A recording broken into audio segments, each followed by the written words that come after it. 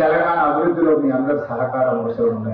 ఎవరికి చేతనైనంత వాళ్ళు చేయగలిగిందంతా చేస్తే రాబోయే రోజుల్లో దేశమే కాదు ప్రపంచంతోనే మనం పోటీ పడవచ్చు. చాలా మంది నాతో అంటుంటారు అమరావతితో మనం పోటీ పడాలి. అమరావతి, బెంగళూరు, ముంబై, ఢిల్లీ, చెన్నై మన పోటీ కాదు. మన పోటీ న్యూయార్క్ కావచ్చు, టోక్యో కావచ్చు, లండన్ కావచ్చు, ఇట్లాంటి నగరాలతో పోటీ పడాలి. టోక్యో చూసి నేర్చుకోవడానికి మనకంటే గొప్పగా వాళ్ళు ఏం నిర్వహిస్తుందో అవగాహన కల్పించుకోవడానికి పర్యటన. మీ అందరూ కూడా మీకున్న అవగాహనని, మీకున్న ఆలోచనలని రాష్ట్ర ప్రభుత్వంతో పంచుకోండి. ఎప్పుడైనా ఎన్నాళ్ళైనా మన సొంత ఊరు మన సొంత ఊరు. మన సొంత ఊరిని అభివృద్ధి చేసుకుంటే అందులో ఉన్న ఆనందం నేను చెప్పాల్సిన అవసరం లేదు, మీకు అందరికీ తెలుసు. అందుకే ఈరోజు ఇక్కడ ఎంతమంది మీరు వస్తారని నేను ఊహించాలి. మన వాళ్ళు ఉన్నారంటే తప్పకుండా కలవాలి. I wanted to create a platform for that, for industrialization. IT, ఫార్మాలో మనం సాధించాల్సినంత ప్రగతి సాధించినాం. ఇప్పుడు పరిశ్రమలను తెచ్చుకోవాల్సిన అవసరం ఉన్నది. ఈ పరిశ్రమల కోసం మన state land lock state. Because of land lock state we don't have any port. అందుకే మనము డ్రై పోర్ట్ తీసుకొని మచిలీపట్నం పోర్ట్ ఒకప్పుడు నిజాం ఉన్నప్పుడు మన దగ్గరనే ఉండేది. దానికి dedicated national highway railway line వేసి ఒక డెడికేటెడ్ డ్రై పోర్ట్ తీసుకొని ఆ పోర్ట్కి ఒక కనెక్షన్ ఇస్తే మనకు భవిష్యత్తులో ఆటోమొబైల్ ఇండస్ట్రీ వేగంగా విస్తరించుకోవడానికి అవకాశం ఉంది. ఇవన్నీ కూడా ప్రపంచంతో పోటీ పడడానికి ఈరోజు మూసీ రిజర్వేషన్, నిన్న జపాన్ లో ఉన్న, టోక్యోలో ఉన్న మీ రివర్ ఫ్రంట్ ప్రాజెక్టు నేను చూసిన.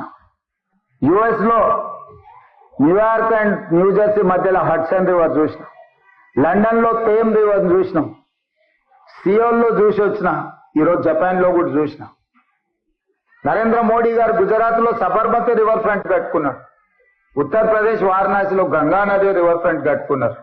ఈ రోజు ఢిల్లీలో యమునా నదిని కడతామంటారు. నీళ్ళు అనేది సంస్కృతికి, నీళ్ళు అనేది అభివృద్ధికి. ఎక్కడైతే నీళ్లు ఉంటాయో అక్కడ సంస్కృతి, అక్కడ నాగరికత పెరిగింది.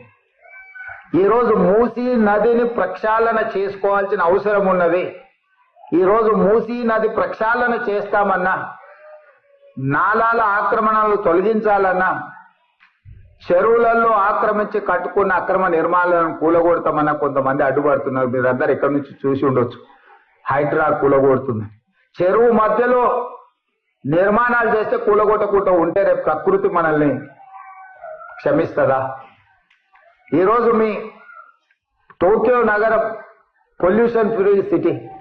మన దగ్గర పొల్యూషన్ తోని ఢిల్లీలో పార్లమెంట్లో, స్కూళ్ళు, గవర్నమెంట్ ఆఫీసులు అన్ని మూసేసింది. అంత పెద్ద నగరాన్ని నిర్మించుకున్న తర్వాత కేవలం కాలుష్యం వల్ల ఢిల్లీ నగరమే స్తంభించే పరిస్థితి ఉంటే మనం గుణపాఠం నేర్చుకోవాల్సిన అవసరం లేదా? హైదరాబాద్ నగరాన్ని కూడా మనం అట్లనే కాలుష్యమైన నగరంగా మనం అట్లే వదిలేద్దామా? ఈరోజు మూసి ప్రక్షాళన అందుకోసమే నేను చెప్తున్నా. అందుకోసమే మెట్రో విస్తరించాలంటున్నా. అందుకోసమే రీజనల్ రింగ్ రోడ్డు నిర్మించాలంటున్నా.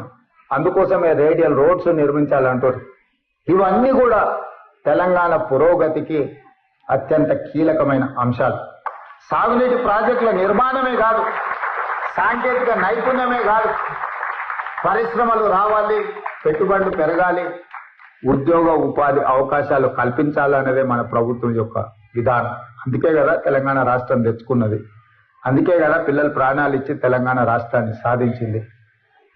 అందుకే కదా మనం మాకు బాధ్యత ఇచ్చింది.